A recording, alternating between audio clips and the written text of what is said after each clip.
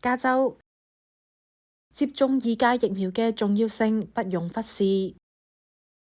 二價疫苗係針對原始病毒株同埋 Omicron 子變體 BA4、BA5 病毒株嘅新冠肺炎疫苗。自9月初開打以嚟，截至上週為止，全國嘅接種率只有大約7%，當中包括65歲以上嘅長者接種率亦都只有20%，反映咗民眾已經對新冠肺炎疫苗嘅接種意願減弱。柏克萊加州大學嘅傳染病同埋疫苗學臨床名譽教授John Swartzberg 對呢個數字感到驚訝。The bivalent vaccine, this new booster vaccine, is so important that people get. And I'm really upset that so few people are taking advantage of it. It's free. Most people don't have much of a side effect from it. A few people do, but none very serious. 新冠肺炎嘅出現已經差唔多到第4個年頭，民眾或多或少都會對其感到厭倦。疫苗同埋加強針打完一針又一針，變體及子變體一代接住一代。有人或者會擔心今次嘅二價疫苗抵禦唔到更加多嘅變體。At worst, this new booster is going to be just as good as the previous boosters. And what we've seen with these previous boosters is that for the next several months after you've had them, you've got very good protection against real serious disease, hospitalization and death. 有人認為新冠肺炎貌似已經發展到好似普通流感一樣，致死率唔高嘅疾病，就算係感染咗，亦都會痊愈，所以唔需要認真對待。Around 350 people on average every day in the United States are dying. That comes to about 120,000 people who will die in the United States over the next year from COVID.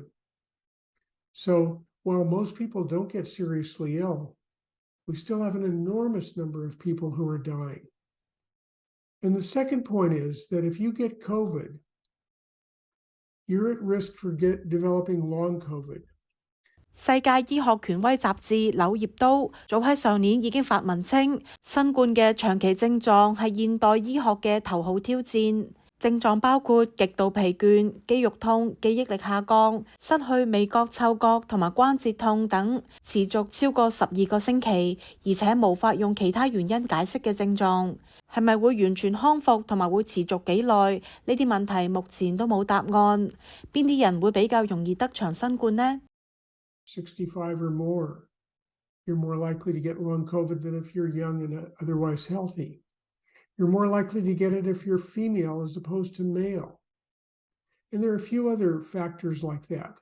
But the important thing for all of us to recognize is just because we may be young and very healthy, and just because we didn't have a bad case of COVID, it was very mild, doesn't mean that you're guaranteed not to get long COVID. You still can get it. 面對每半年一針嘅疫苗接種頻率，有民眾可能會想知道更加多嘅疫苗接種方式嘅可能性。Swartzberg 博士話：好消息係明年嘅呢個時候，流感同埋新冠疫苗可能可以合併成一針，仲有非注射式嘅吸入式疫苗。Really exciting work on what are called nasal vaccines. That is, you inhale it through the nose, or you'll inhale it through the mouth to cover all of the surfaces where you would inhale the virus and it can infect you. What's exciting about that is if we can develop vaccines that give us good immunity to the nasal passages, the throat passages, the airways, then when we inhale the virus, it's not going to be able to get into our cells and replicate, so we'll block the transmission. 面對即將到嚟嘅感恩節、聖誕節同埋新年假期，民眾外出慶祝成必然。Swartzberg 希望大家喺享受同埋親友團聚之餘，要多啲諗下身邊抵抗力低嘅長者同埋小童。接種疫苗，喺人多嘅地方戴好口罩同埋注意個人衛生，防止疫情再度爆發。天下衛視記者蘇智雅採訪報導。